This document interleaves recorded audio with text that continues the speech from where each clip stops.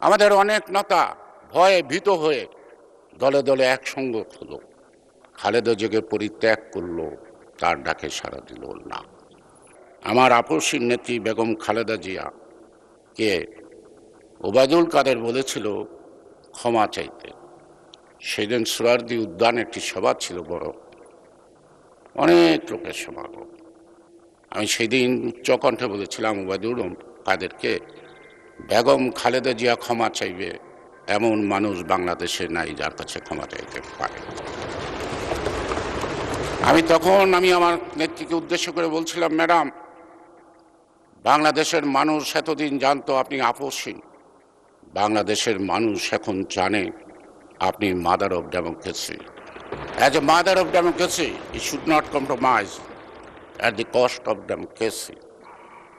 সুতরাং আমার নেত্রী বেগম খালেদা জিয়া গণতন্ত্রের সাথে আপোষ করেন নাই। আমাদের অনেক বন্ধুরা বলছে আপনারা পালিয়ে যান নাই। না, আপনারা পালিয়ে যান নাই। কারা পালিয়ে গেছে?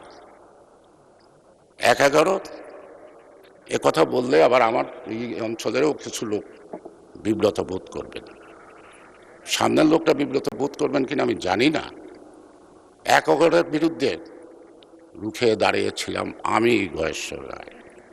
সর্বপ্রথম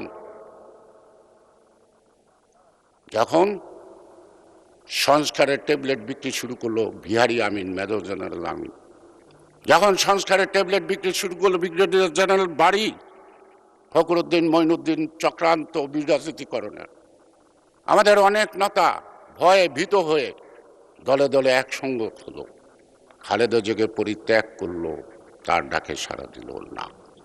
সেদিন তৃণমূলের নেতাকর্মী, জনসাধারণ খালেদা জিয়াকে শক্তি জোগালো। খালেদা জিয়াও চ্যালেঞ্জ নিল, আমি দেশ ত্যাগ করব না।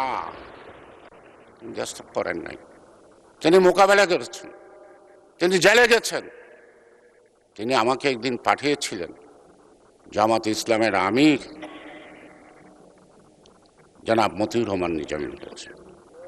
সেখানে অ্যাডভোকেট কামরুজ্জামান সাহেব ছিলেন, সেখানে কাদের মোল্লা সাহেব ছিলেন। আমি ম্যাডামের অ্যাপ্রোচটা বললাম, এই মুহূর্তে আপনাদের সহযোগিতা উনি কামনা করে। মতিউর রহমান সাহেব খুব ভদ্রলোক, খুব নম্রভাবে কথাবার্তা শুনে বললেন যে আমাদের সেক্রেটারি জেনারেলের সাথে দাদাবাবু একটু কথা বলেন। আমি পাশেই পেয়ে গেলাম সংগ্রাম অফিস, গেলাম।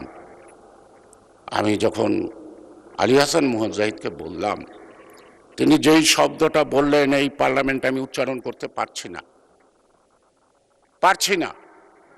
তারা একটা বিবৃতি দেয় নাই। তারা বলেছে তারেক রহমান খালেদা জিয়ার অপকর্মের দায় জামাত ইসলাম নেবে না।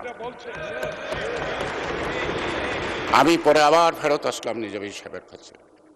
তিনি একটু বিব্রত বোধ করলেন, বললেন দাদা যান, আবার আসবেন, আবার কথা হবে। আমরা কিন্তু তাদের বিচার যখন হয়, আমার নেত্রী বেগম খালেদা জিয়া বারবার বলেছে তাদের উপর যেন ইনজাস্টিস না হয়, বিচারে যেন স্বচ্ছতা থাকে, বিচার যেন প্রশ্নবিদ্ধ না হয়। এক পর্যায়ে তিনি মুক্তিও চাইছেন। মুখে হাত দিয়ে বলেন, আপনারা খালেদা জিয়ার মুক্তি চাইছেন? একবার বলেন, খালেদা জিয়ার প্রশ্নে আজকে আপনাদেরকে পতাকা দিচ্ছে, মর্যাদা দিয়েছে, তার মর্যাদা আপনারা কতটুকু রেখেছেন?